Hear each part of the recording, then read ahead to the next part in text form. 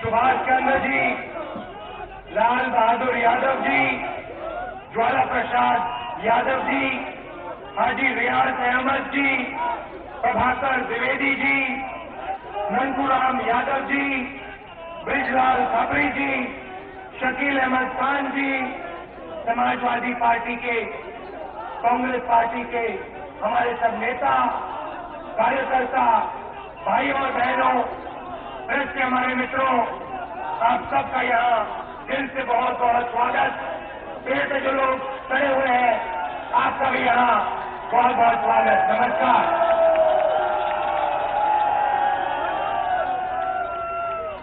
आपने देखा होगा, जब से अखिलेश यादव जी का और मेरा कांग्रेस पार्टी और समाजवादी पार्टी का गठबंधन हुआ, तब से मोदी जी के चेहरे पे जो मुस्कुराहट थी वो गायब हो गई, चली गई, खत्म हो गई।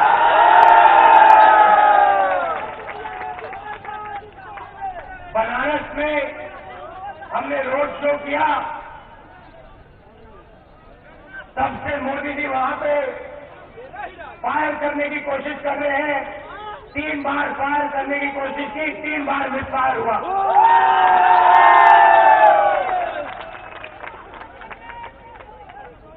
आपने बॉलीवुड की पिक्चर बनती है ना, देखिए आपने, दिल वाले दुल्हनिया, अलग अलग पिक्चरें बनती हैं। 2014 में मोदी जी ने पिक्चर बनाई थी अच्छे दिन वाली, दिल वाले दुल्हनिया सब कुछ हो जाएंगे, वो वाली पिक्चर बनाई, फेल हो गई। अब 4 दिन से देखिए मोदी जी की पिक्चर में एक्टर भी मोदी, एक्ट्रेस भी मोदी, डायरेक्टर भी मोदी, प्रोड्यूसर भी मोदी, कैमरामैन भी मोदी, कैमरा भी मोदी, पूरी पिक्चर में सिर्फ मोदी गए थे।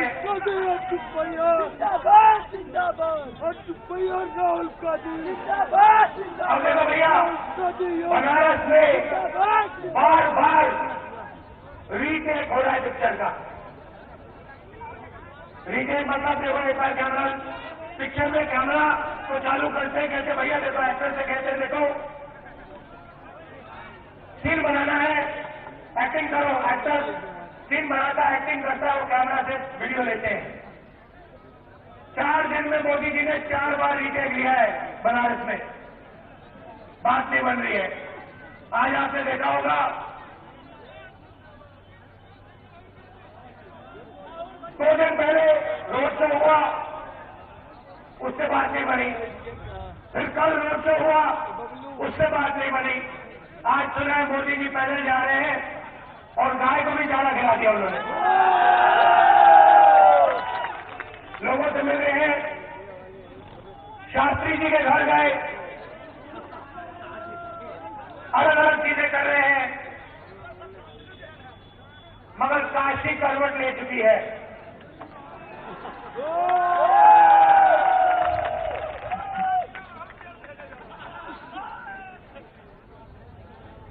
खिसियानी बिल्ली अब खंबा नोचे। काशी ने मन बना लिया है। काशी मोदी जी से कह रही है भैया, आपने जो वायदे किए थे वो वायदे आपने पूरे नहीं किए। अब आप जाइए, दिल्ली जाइए, चुनाव आ रहा है यूपी में, हमने अपना मन बना लिया है, हम समाजवादी पार्टी और कांग्रेस पार्टी को यहां जिताने जा रहे हैं।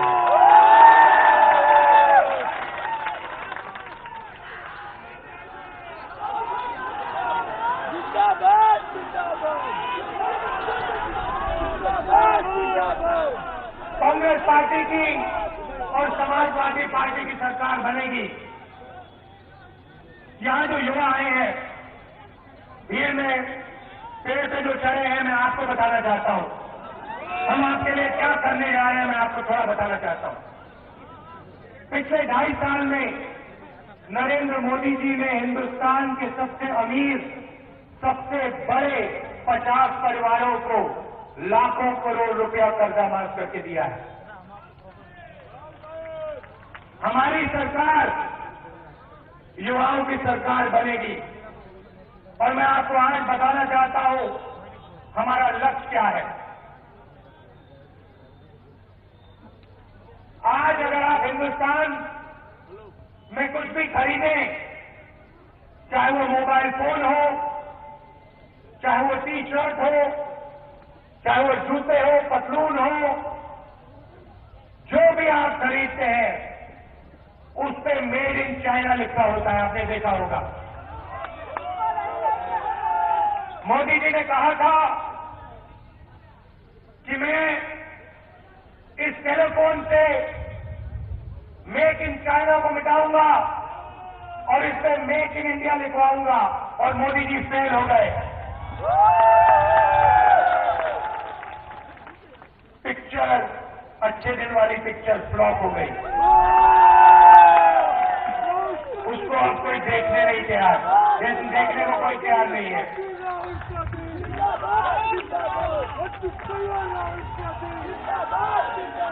उत्तर प्रदेश में आप कहीं भी चले जाओ, कुछ न कुछ आपको हर डिस्ट्रिक्ट में कुछ न कुछ बनाते हो आप लोग, कुछ न कुछ उगाते हो। यहां पर भी आपने मुझे बताया कि आप प्रेशर कुकर बनाते हो, पेप्सी का बॉटलिंग प्लांट है, और बहुत सारे कारखाने हुआ करते थे कांग्रेस पार्टी के समय के। सतरिया इंडस्ट्रियल डेवलपमेंट अथॉरिटी जो चलाई थी। कानपुर जाइए, आपको लेदर की फैक्ट्रियां मिल जाएंगी। कन्नौज में इतर बनता है, फिरोजाबाद में कांच का काम, मुरादाबाद में ब्रास का काम, इलाहाबाद का अमरूद, बरेली में बांस का काम, प्रतापगढ़ का आंवला पूरी दुनिया में मशहूर है, लखनऊ का आम एक बार किसी ने खा लिया उसको कभी भूल नहीं सकता है, और बनारस की साड़ी। आप लोग सब कुछ उगाते हो, सब कुछ बनाते हो, मगर आपको फायदा नहीं मिलता। समाजवादी और कांग्रेस पार्टी की सरकार आएगी तो उत्तर प्रदेश को, अच्छी तरह सुन लो, उत्तर प्रदेश को हम दुनिया की फैक्ट्री बनाने जा रहे हैं। जो पैसा नरेंद्र मोदी जी ने विजय माल्या को दिया, 1200 करोड़ रुपए विजय माल्या को दिए और हिंदुस्तान के सबसे अमीर 50 परिवारों को दिए, वो पैसा हम उत्तर प्रदेश की फैक्ट्रियों में उत्तर प्रदेश के किसानों को, उत्तर प्रदेश के युवाओं को देने जा रहे हैं।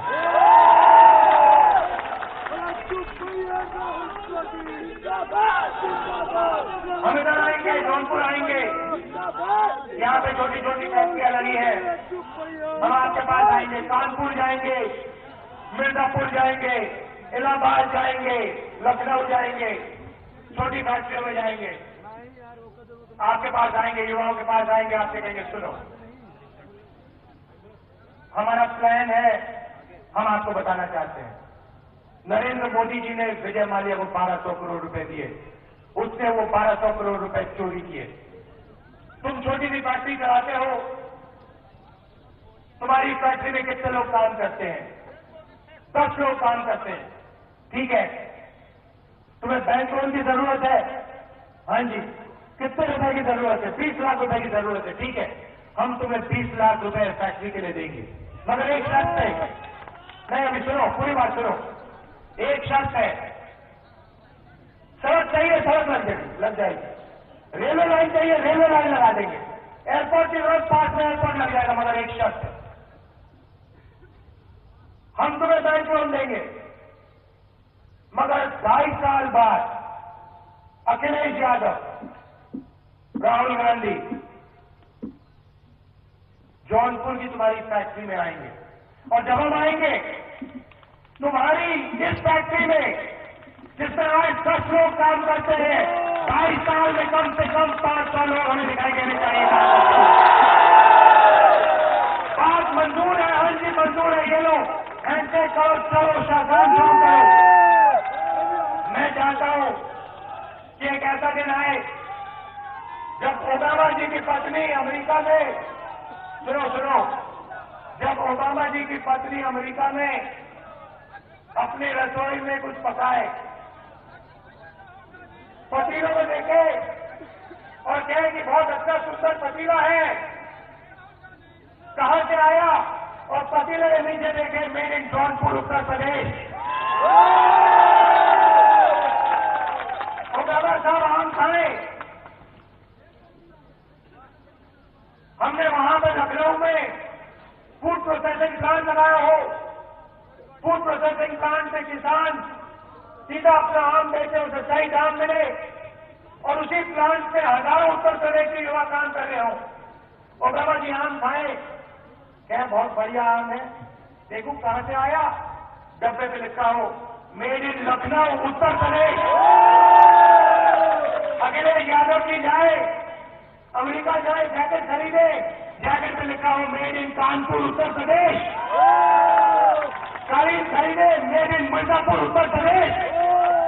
ये हम आपके लिए करना चाहते हैं, आपकी शक्ति को, आपकी शक्ति का प्रयोग करना चाहते हैं, और आपका जो काम है, आपका जो खून पसीना आपने दिया है, उसका फल हम आपको दिलवाना चाहते हैं।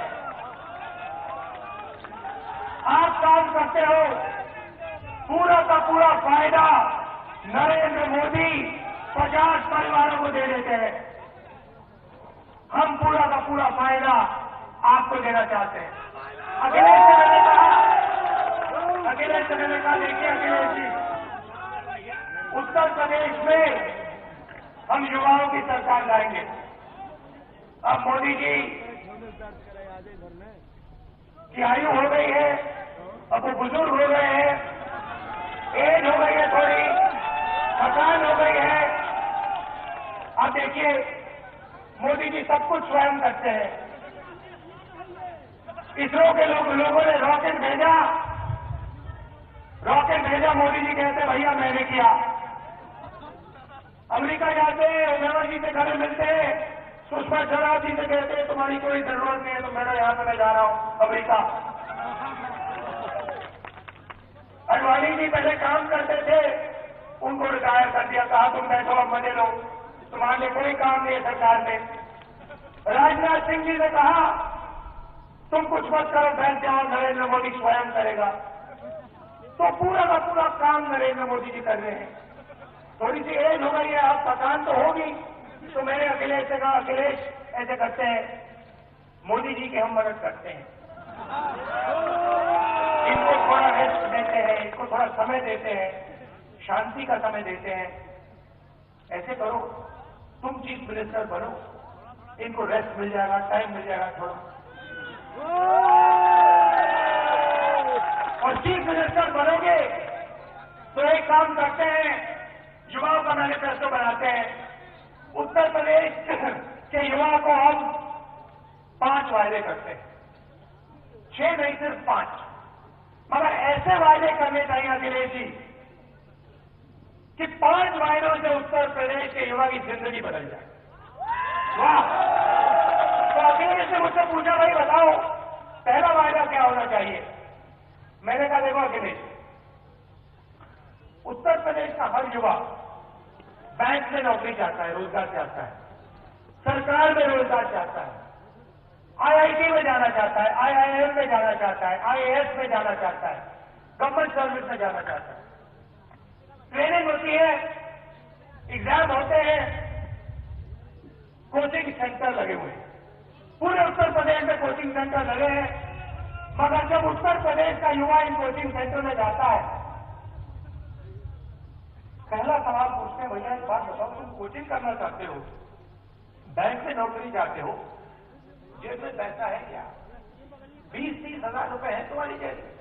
यूपी का युवा कहता है साहब मेरे पास 20-30 हजार रुपए तो है नहीं। कोचिंग सेंटर के लोग कहते नहीं भैया, पहले तुम 20,000-30 हजार रुपए लाओ, फिर हम तुम्हें कंप्यूटर के सामने डालेंगे, फिर तुम्हारी कोचिंग शुरू होगी। मैंने अखिलेश से कहा ऐसे करते हैं, इस चीज को बदलते हैं। उत्तर प्रदेश की सरकार को हर डिस्ट्रिक्ट में, हर शहर में एक हाई क्वालिटी कोचिंग सेंटर खोलना चाहिए। भैया अभी आपने वेरी गुड बोल दिया, मगर मैंने बात पूरी नहीं की। अभी वेरी गुड नहीं हुआ, अब सुनो वेरी गुड। जब यूपी का युवा कोचिंग सेंटर में जाए, कोचिंग सेंटर के लोग उससे कहें देखो तुम इधर आप क्या पढ़ना चाहते हो, मैं बैंक में नौकरी चाहता हूं, जाओ वहां पे बैठ जाओ, कंप्यूटर है, शुरू करो काम।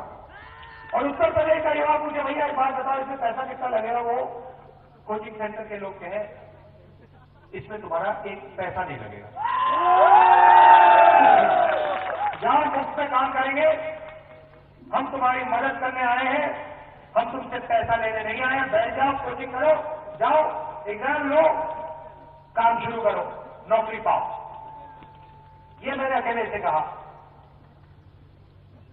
फैक्ट्री, दुनिया की फैक्ट्री बनाएंगे, 5 साल बाद किसान का बेटा, उत्तर प्रदेश के किसान का बेटा अमेरिका जाएगा, उसका बेटा फैक्ट्री में रोजगार उसको मिला हुआ होगा, वो जाएगा, किसान जाएगा, फोन करेगा, अमेरिका से फोन करेगा अपने बेटे को, कहेगा बेटा मैं अमेरिका आया हूं, कैसे हो तुम? पापा मैं ठीक हूं। बेटा एक अजीब सी बात है, पापा क्या है? ये मैंने अपना फोन देखा, इस पे पहले मेड इन चाइना लिखा होता था, इस पे तो अब मेड इन उत्तर प्रदेश लिखा है। और मैं यहां जहां भी जाऊं, दुकानों में जाऊं, सब माल उत्तर प्रदेश से आया है, पता नहीं यहां क्यों आया, उत्तर प्रदेश में ही खरीदेगा था सब कुछ। ये सपना हम आपके लिए पूरा करना चाहते हैं। आप एक बार समझो, आप में कोई कमी नहीं है, आप में इतनी शक्ति है कि आप पूरी दुनिया को हिला सकते हो, मगर आपको रोज नरेंद्र मोदी जी कहते हैं कि आप में कुछ नहीं है, मैं ही करूंगा सब कुछ, मैं ही अकेला हूं। घमंड समझना है, सुनना है तो मैं बताऊं आपको, सुनना है। देखो, गंगा मां उत्तर प्रदेश से निकलती है, देखिए आपने, ये जो नदी है ये हम सबकी माता है, सही बात है, खेत में पानी देती है, आप पानी पीते हो, गंगा मां देती है। एक व्यक्ति खड़ा होता है हिंदुस्तान में और कहता है मित्रों,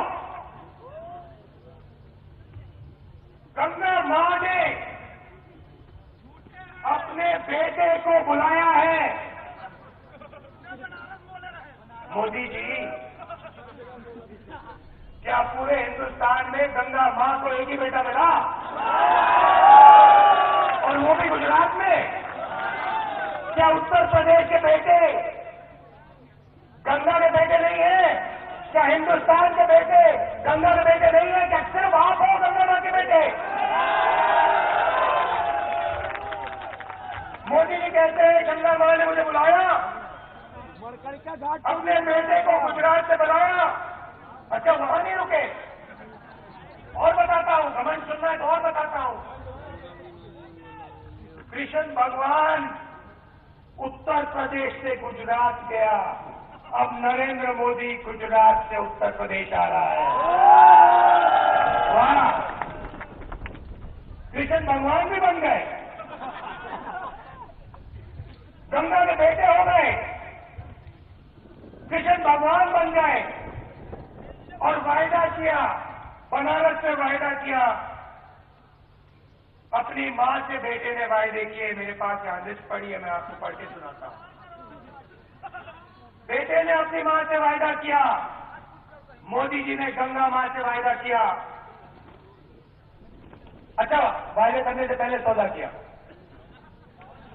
पहले सौदा, माता जी देखो वायदे करूंगा, मगर एक बात समझो, मेरा नाम नरेंद्र मोदी है, मैं मामूली बेटा नहीं हूं, अगर तुम मुझसे कुछ चाहते हो तो पहले मुझे प्रधानमंत्री बनाओ,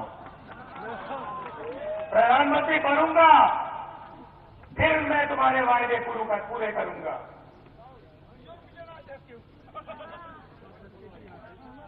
क्या बात की, क्या बात की? बेटे ने अपने मां से सौदा किया, अगर तुम मुझे प्रधानमंत्री बनाओगे, अगर बनारस अपने बेटे को प्रधानमंत्री बनाएगा, तो नरेंद्र मोदी बनारस में मेट्रो रेल बनाएगा।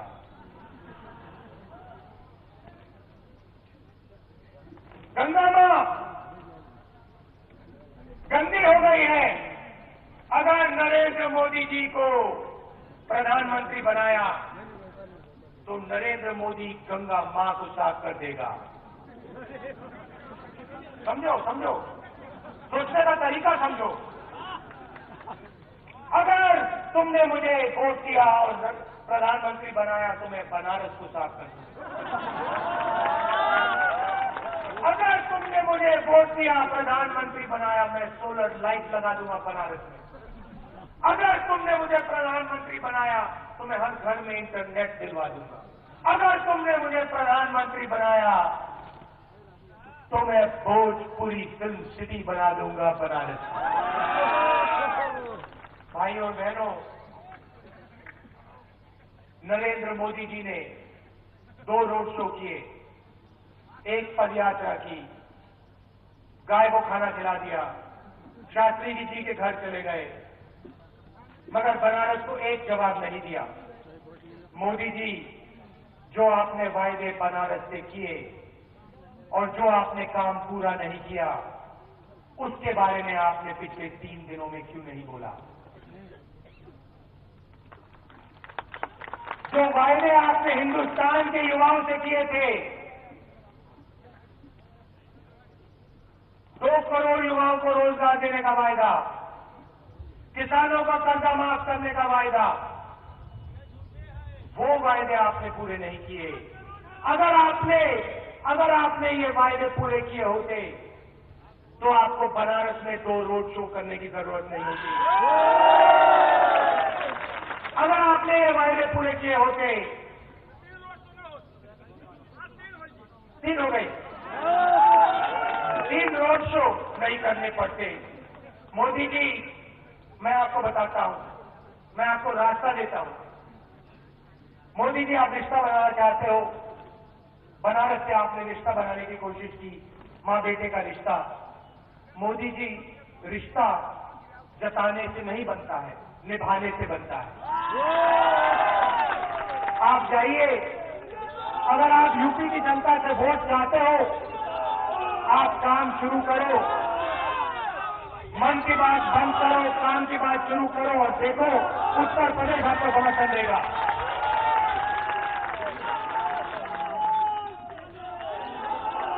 आपने भ्रष्टाचार की बात की थी, मोदी जी, आपने कहा था कि आप भ्रष्टाचार के खिलाफ लड़ोगे। बहुत बड़े शब्द थे। अब सुनो सुनो, नरेंद्र मोदी जी ने भ्रष्टाचार की बात की।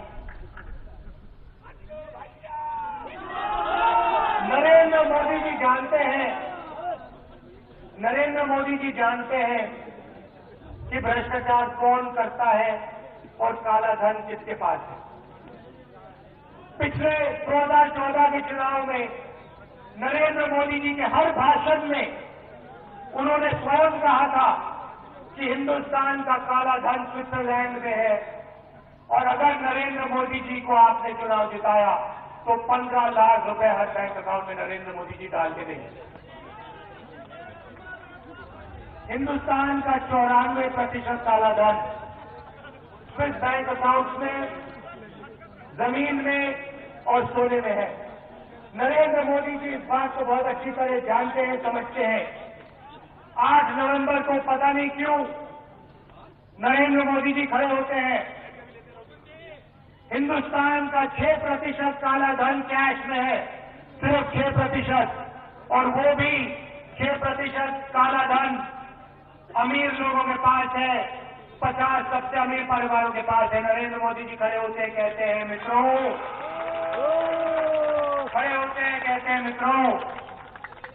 मैं काले धन से लड़ना चाहता हूं। ऐसे करते हैं मेरे दिमाग में जादू से एक आइडिया आया है। जैसे मैं बैठा हुआ था, एक आइडिया आया। ऐसे करते हैं मित्रों, तुम्हारे जेब में 500 रुपए का 1000 रुपए का नोट है। उस नोट को तुम अच्छी तरह देखो, मैं जादू करने जा रहा हूं। उस नोट को देखते रहो, देखते रहो, देखते रहो। भाई और बहनों, उस नोट को अब मैंने कागज में बदल दिया। हा हा हा हा हा। मैं तुम्हारा प्रधानमंत्री हूं, मगर मैं एक जादूगर भी हूं। मैंने जादू कर दिया। भाई और बहनों, लाइन में खड़े हो जाओ। काले धन के खिलाफ लड़ाई है। अपने आप से एक सवाल मत पूछना, इस लाइन में काले धन वाला मुझे कोई क्यों नहीं दिखाई दे रहा है? इस लाइन में किसान, मजदूर, बेरोजगार युवा क्यों दिख रहे हैं? जब आप लोग लाइन में खड़े थे, जब हिंदुस्तान का गरीब छोटा दुकानदार, किसान, मजदूर लाइन में खड़ा हुआ था, उसी समय अगर आप बैंक के पीछे जाते तो हिंदुस्तान के चोर बैंक के पीछे अपना पैसा बदल रहे थे। मोदी जी उनकी रक्षा कर रहे थे। नोटबंदी आपके खिलाफ एक बहुत गलत काम था। आपके पैर पे नरेंद्र मोदी जी ने कुल्हाड़ी मारी। मैं आपको समझाता हूं क्यों, बताता हूं क्यों। हिंदुस्तान के 50 सबसे अमीर परिवारों को 6 लाख रुपए, 6 लाख करोड़ रुपए हिंदुस्तान के बैंकों ने दे रखा है। ये लोग कर्जा वापस नहीं करना चाहते हैं। ये लोग हिंदुस्तान के बैंक का पैसा ले जाना चाहते हैं। नरेंद्र मोदी जी का काम है उनसे पैसा वापस लेना। नरेंद्र मोदी जी उस काम को नहीं करना चाहते हैं, क्योंकि यही लोग नरेंद्र मोदी जी की मार्केटिंग करते हैं। तो नरेंद्र मोदी जी ने इन 50 परिवारों का कर्जा माफ करने का एक नया तरीका निकाला है। उन्होंने आपसे अपना पैसा लिया, आपका पैसा उन्होंने बैंक में डाला, आपको लाइन में लगवाया और आपके पैसे के बल पर आने वाले समय में नरेंद्र मोदी हिंदुस्तान के सबसे अमीर 50 परिवारों का 6 लाख करोड़ रुपया माफ करने जा रहा है। मेरी बात मत मानो। आज मैं आपसे कह रहा हूं, पिछले 2.5 साल में नरेंद्र मोदी जी ने 1,40,000 करोड़ रुपए इनके माफ किए हैं, मगर आप मेरी बात मत मानो। आप सिर्फ एक काम करना, अगले 3-4 महीने आप अखबारों को ध्यान से पढ़ना। आज से 2-3 महीने बाद हमारे पत्रकार मित्र अखबारों में लिखेंगे कि हिंदुस्तान के सबसे अमीर 50 परिवारों का 6 लाख करोड़ रुपया नरेंद्र मोदी जी ने माफ किया है। और जब आप ये बात पढ़ेंगे, आप एक बात याद रखना, आप मेरे शब्द याद रखना, जो 6 लाख करोड़ रुपया माफ हुआ, आपके पैसे के बल पर, आपके खून पसीने पे बल पर माफ हुआ। यहां आप कांग्रेस पार्टी की समाजवादी सरकार बनाइए, हमारे प्रत्याशियों को जिताइए, समाजवादी पार्टी के प्रत्याशियों को जिताइए, इनको जिताइए। जहां भी समाजवादी पार्टी का कैंडिडेट है, यहां स्टेज पे कांग्रेस के लोग बैठे हैं, समाजवादी के लोग बैठे हैं, वहां पे कांग्रेस के लोग हैं, समाजवादी के लोग हैं। जहां समाजवादी का कैंडिडेट है, वहां पूरा खून पसीना लगाकर उसको जिताओ। और जहां कांग्रेस पार्टी का कैंडिडेट है, दम लगाकर खून पसीना देकर उसको जिताओ। कम से कम 300 सीटें आनी है। आप सब यहां आए, इसे प्यार से आपने मेरी बात सुनी। जो युवा पेड़ पे चढ़े हुए हैं, आपने भी इतने ध्यान से मेरी बात सुनी। आप सबका दिल से बहुत बहुत धन्यवाद। नमस्कार, जय हिंद। और हमारे जो यादव जी हैं, ज्वाला प्रसाद यादव जी, आप भी आइए। 4 बार आप विधायक रहे हैं, आप सबको बहुत बहुत धन्यवाद। समाजवादी पार्टी के लोग, कांग्रेस पार्टी के लोग, आप सबका बहुत बहुत दिल से धन्यवाद। सबरी जी, आपका भी धन्यवाद। नमस्कार, जय हिंद।